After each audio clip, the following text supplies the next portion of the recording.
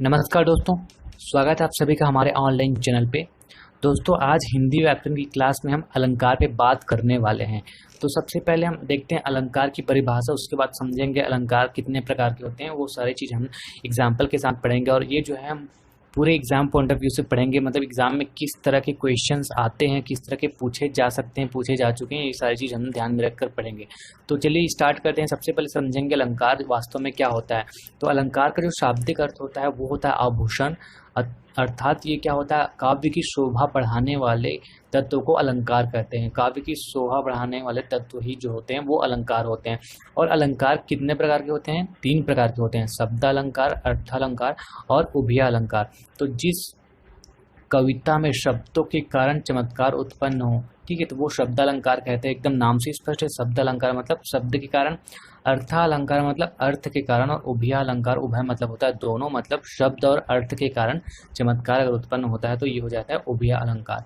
अब इन अलंकारों को जैसे कि शब्दालंकार में ये अनुप्रास, यमक, श्लेष, वक्रोक्ति, तो इन सबको जो है शब्दालंकार के अंतर्गत रखा गया है। और अर्थालंकार में उपमा, रूपक, उत्प्रेक्षा, यतिशोक्ति इसके साथ साथ और बहुत से है, लेकिन ये बहुत इंपॉर्टेंट है, कम से कम आपको इतना याद होना चाहिए। तो यही चीज़ हम पढ़ने वाले एग्जाम्पल के साथ, और मैं ऐसे बताऊंगा कि आप कभी भूलोगे नहीं। आप जब भी एग्जाम में आएगा ये चीज़ आपका बन जाएगा। तो सबसे पहले हम बात करेंगे शब्दालंकार में। तो मैंने एक टेबल फॉर्म में बनाया हुआ है। एक तरफ आपको दिखेगा अलंकार, इधर दिखेगा आपका लक्षण पहचान, और इधर दिखेगा आपको उदाहरण, ठीक है। तो यहाँ पे देखिए, सबसे पहले देखते हैं अनुप्रास। तो अनुप्रास में क्या होता है, व्यंजनों की बार बार आवृत्ति। जो लक्षण होता है वो व्यंजनों की बार बार आवृत्ति है, आपको ये ध्यान रखना है। उदाहरण से जैसे समझते हैं, चारु चंद्र की चंचल किरणें। तो यहाँ पे चारु में भी च है, चंद्र में भी च है, चंचल में भी च आपको दिखेगा, मतलब च वर्ण की बार बार आवृत्ति हो रही है, ठीक है। दूसरा उदाहरण से समझते हैं, जैसे कि पल पल परिवर्तित प्रकृति वेश। तो इसमें आपको बहुत बार प दिखेगा, देखिए, ठीक है। तो इस तरह च वर्ण की आवृत्ति हो रही है, यहाँ पे प वर्ण की आवृत्ति हो रही है, ठीक है। तो व्यंजनों की जहाँ पे आवृत्ति होगी आपको समझना है कि ये अनुप्रास अलंकार है। अब बात करते हैं दूसरा, यहाँ पे है यमक, ठीक है। तो यहाँ पे क्या होता है, शब्दों की बार बार आवृत्ति, ठीक है। इसमें आपको कंफ्यूज नहीं होना है, यहाँ पे व्यंजन है, यहाँ पे शब्द है। तो ये है, शब्दों की बार बार आवृत्ति तो होगी, लेकिन दूसरा चीज़ भी आपको ये ध्यान देना है कि हर बार उसका जो अर्थ है वो भी अलग ही होगा, ठीक है। जैसे यहाँ पे उदाहरण पे समझते हैं कि कनक कनक ते 100 गुनी मादकता अधिकाई, या खाया रहा है बोराई नर पाए बोराए, ठीक है। तो यहाँ पे देखिए, एक कनक का अर्थ होता है सोना और दूसरे कनक का अर्थ जो होता है वो धतूरा होता है, ठीक है। तो इस तरह जो है आपको इसको समझना है। अब यहाँ पे देखते हैं तीसरा जो है श्लेष। तो ये श्लेष क्या होता है, एक ही शब्द में कई अर्थ चिपके होते हैं। जो श्लेष का शाब्दिक अर्थ जो ही होता है वो होता है चिपका हुआ। तो यहाँ पे एक शब्द होगा लेकिन उसके अर्थ अनेक होंगे, एक ही शब्द में बहुत सारे अर्थ छिपे होंगे, ठीक है। तो इसको भी उदाहरण समझते हैं। यहाँ पे देखिए, ये उदाहरण देखते हैं, रहीमन पानी राखिए बिन पानी सब सून, पानी गए न उबरे मोती मानुष चून। मतलब यहाँ पे पानी का जो अर्थ मोती के लिए, मनुष्य के लिए और चूना के लिए अलग अलग बताया। यहाँ पे समझते हैं कि मोती के लिए जैसे कि चमक, ठीक है, चमक, और मनुष्य के लिए जैसे मोती चमक के बिना अधूरा है, मनुष्य प्रतिष्ठा के बिना, और जो है चूना जल के बिना। इस तरह से आप इसको समझ सकते हैं, ठीक है। तो यहाँ पे एक पानी लिखा गया और तीनों के लिए इसका जो है अर्थ अलग हो जाता है। तो यहाँ पे आपको स्लेश में ऐसे ही समझना पड़ेगा कि एक ही शब्द में कई अर्थ चिपके हुए होते हैं। तो ये मुख्यतः ये 3 आपको बहुत इंपॉर्टेंट है, ये आपको याद रखना है। उसके बाद हम बात करते हैं वक्रोक्ति और विप्सा। तो इसको हम वन लाइनर की तरह याद करते हैं, ये कभी पूछा तो नहीं जाता है, फिर भी हमको कम से कम पता होना चाहिए, ठीक है। तो वक्रोक्ति क्या होता है, प्रत्यक्ष अर्थ के अतिरिक्त भिन्न अर्थ प्रदान करता है। और विप्सा में मनोभाव को प्रकट करने के लिए शब्द दोहराते हैं, जैसे कि राम राम, छी छी, ठीक है। तो इस तरह आप इन दोनों को समझ लीजिए। अब हम बात करेंगे मुख्य रूप से अर्थालंकार में। तो अर्थालंकार में भी सेम उस तरह बात करेंगे हम। इधर अलंकार लिखा हुआ है, लक्षण पहचान उदाहरण। सबसे पहले देखते हैं उपमा अलंकार, ठीक है। तो यहाँ पे बात करते हैं उपमा अलंकार में, जहाँ रूप रंग गुण के कारण एक वस्तु की समता दूसरे वस्तु से की जाए।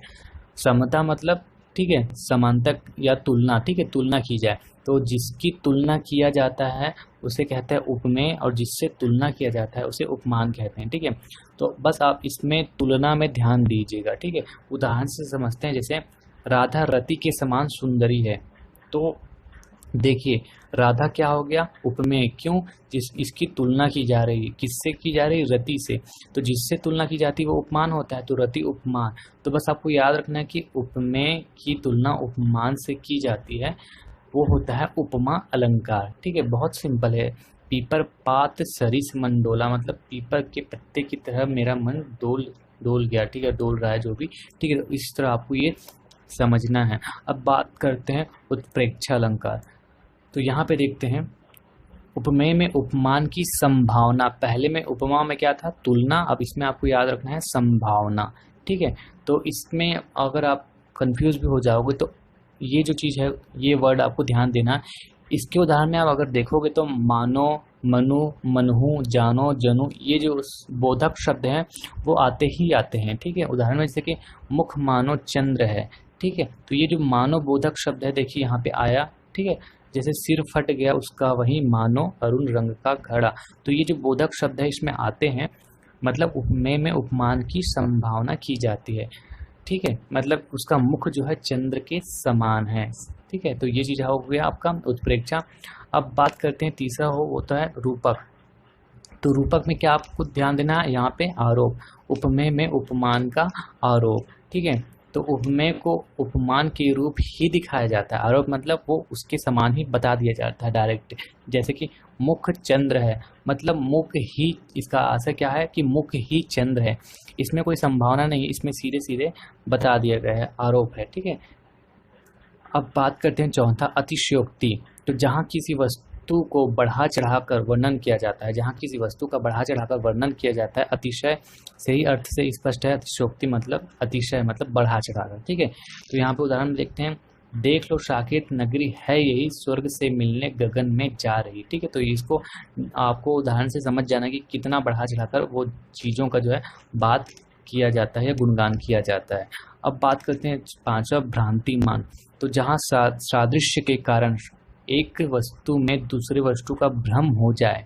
ठीक है, एक जैसे दिखने के कारण एक वस्तु में दूसरे वस्तु का जो है भ्रम हो जाता है, वो होता है भ्रांतिमान अलंकार।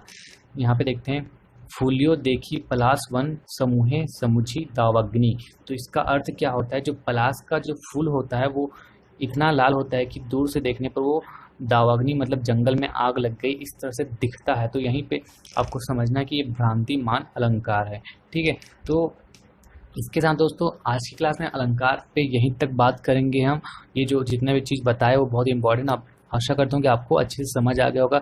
अगर आपको मेरे वीडियो पसंद आते तो प्लीज़ वीडियोस को लाइक कीजिए, दोस्तों में शेयर कीजिए, साथ ही साथ मेरा चैनल सब्सक्राइब करना ना भूले। तो ठीक है दोस्तों, थैंक यू, नमस्कार, गुड बाय।